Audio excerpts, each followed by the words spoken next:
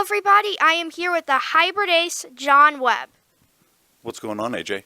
Not a lot. How about you? Just ready for this interview. And sliding off your chair. And sliding off my chair, yes.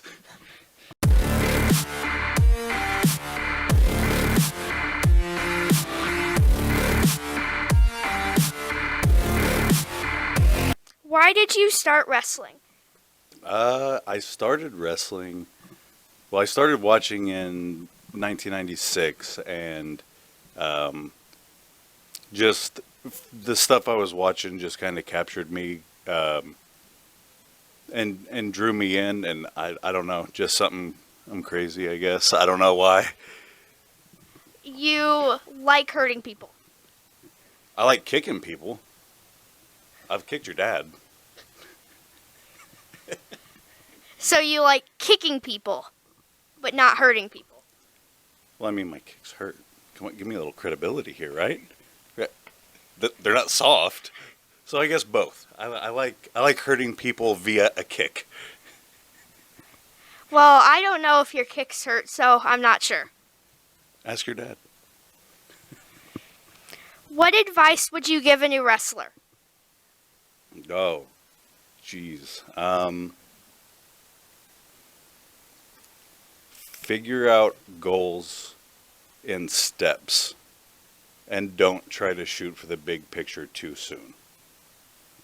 Because if you immediately try and shoot to be in WWE, you're not learning in other places. Right, and I think the small victories probably give you the confidence you need to keep going. If you could have 3 wishes granted, what would they be? Oh, Jesus Christ. 3 wishes. Oh, man.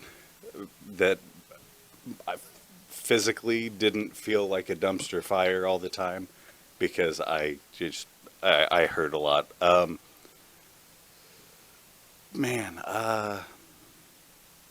you were just, I don't know, how old are you? 12. 12. That you were 10 years older so I could kick you and you could tell me if it hurt. And that I got wrestling related. I wish I would have got to wrestle Marufuji in general, but either here in the States or Japan. Speaking of Japan, what was the best part of your time wrestling in Japan? Learning and understanding to a better degree a different style than what I was used to, and friends. I have a lot of friends from over there that I wouldn't have got to know if it wasn't for getting to go over there and wrestle. So that's probably the biggest for me. Yeah, because friends can help you in a lot of ways without just being friends. Like, they can help you move up in the ranks. They can help you do a lot of stuff. Yeah, and I mean, I still, to this day, I still talk to a lot of them pretty regularly. Akiyama, which he did, he was part of the ring crew and did music. I spoke with Marufuji, I don't know, probably 3 or 4 weeks ago. Remy, you have Shane Haste and Mikey Nichols, TMDK, that were once a part of WLW and WWE. Jonah, which was part of WWE. Zack Sabre, like a lot of those guys, I became really good friends with over there, and so that was probably the coolest part, is just the amount of time I got to spend with people that I probably wouldn't have the chance to otherwise. I have talked to Jonah before. Have you? Yes. He is a sweetheart of a man. He's so nice. Yeah, he looks a lot more threatening than he is in real life. You could compare him to like a bulldozer. Like, he is just massive, isn't he? Yes. Yes. He looks like the type of person that would be in a Marvel superhero movie. Yeah, but he'd have to be a bad guy just for his sheer size, right? Yeah. Yeah. He wouldn't have as good of an underdog story. No, you can't have an underdog story when you just beat everyone up. What is your all-time favorite movie? My all-time oh my goodness. My all-time favorite movie. I don't know. Like the Addams Family would be up there pretty high. I enjoy that. Um, oh man, yeah, I would say probably that. I've already watched it this year. Yeah, I haven't watched it before, but I've heard it's a good movie. You've never watched the Addams Family? No. Oh my goodness. But you watch it. What is the proudest moment of your career? If it wasn't getting to compete in Japan, because that was for me that was always my goal. My personal goal was not WWE like most people's. Mine was Japan. So that or I got to defend the WLW title overseas in Italy, which was the first time that it happened in a long time. The previous time was in Japan. So that was, to me, that was a cool accomplishment. Yeah, because being the first person to wrestle with a championship overseas and defend it is a really big honor. Yeah, and this number is not accurate, I'm sure, but it had been probably like 10 years since the last time it was defended overseas, and Rick Steiner took it to Pro Wrestling Noah, and I believe he lost it to I want to say Akita, and then Morishima beat him, and then Rick Steiner beat Morishima for it, I believe is how it happened. But that was the last time, and that was early 2000s. Yeah, because I'm sure it'll be hard to get people overseas to defend the title. Yeah, it gets a little more tricky the more you do it, but um, I guess it just depends if you're good enough to take it there. Hopefully, you're good enough to bring it back, right? Yeah, because definitely it takes a lot of skill to be able to keep a title overseas because you don't know the competitors as well. Yeah, and that's the worst part.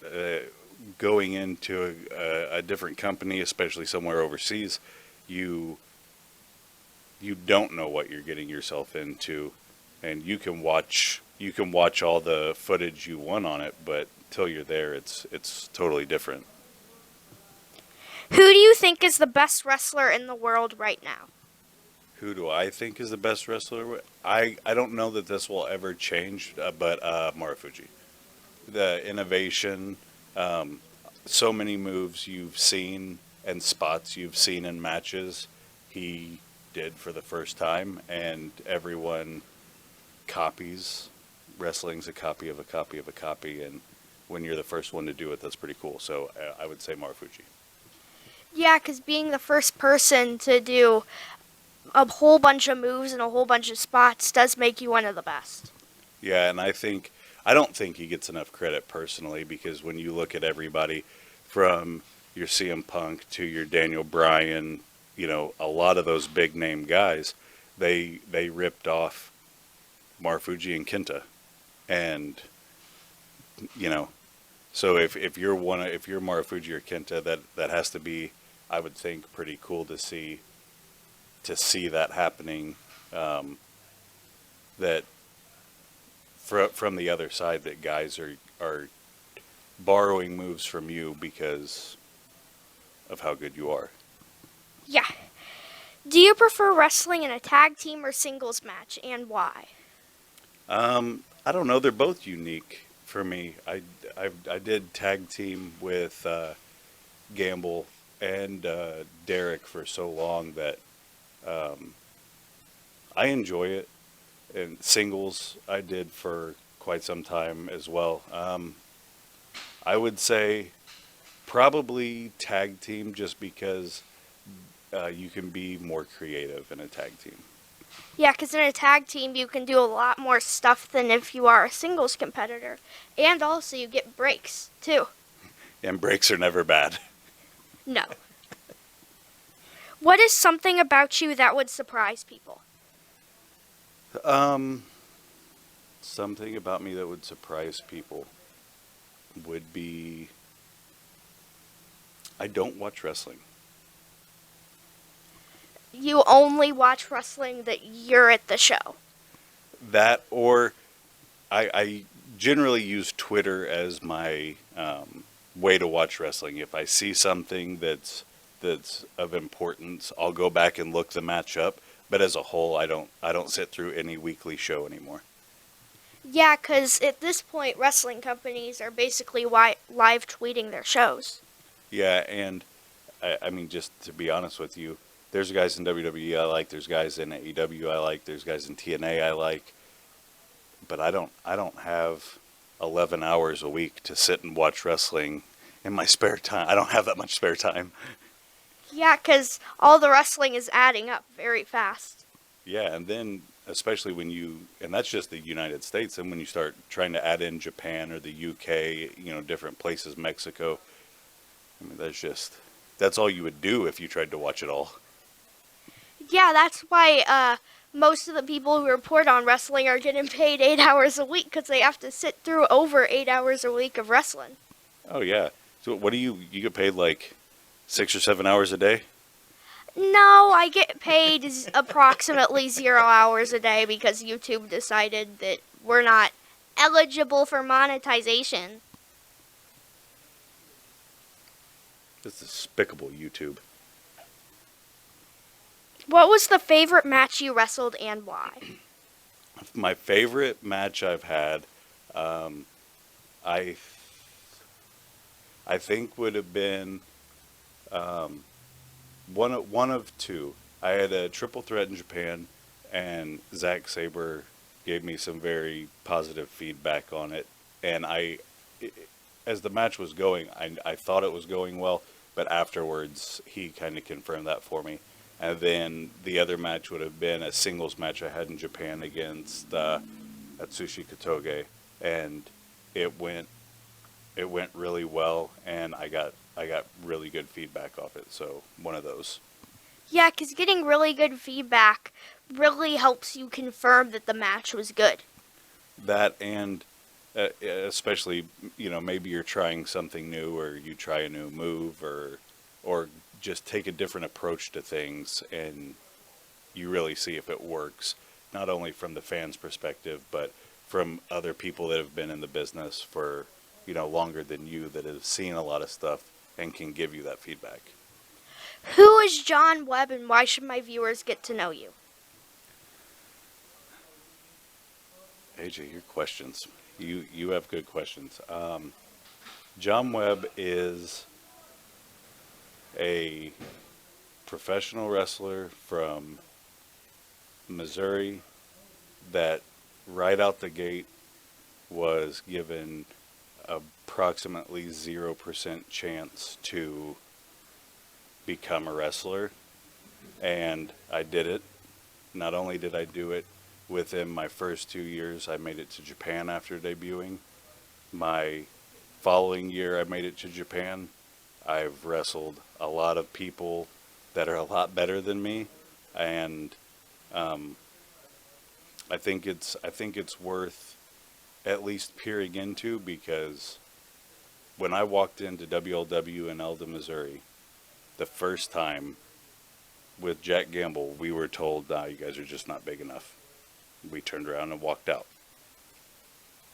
And to come back a couple years later and start training and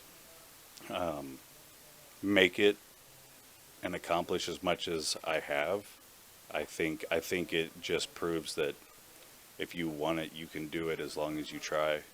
Always try. That's the end. Thanks for the interview. Thanks, AJ.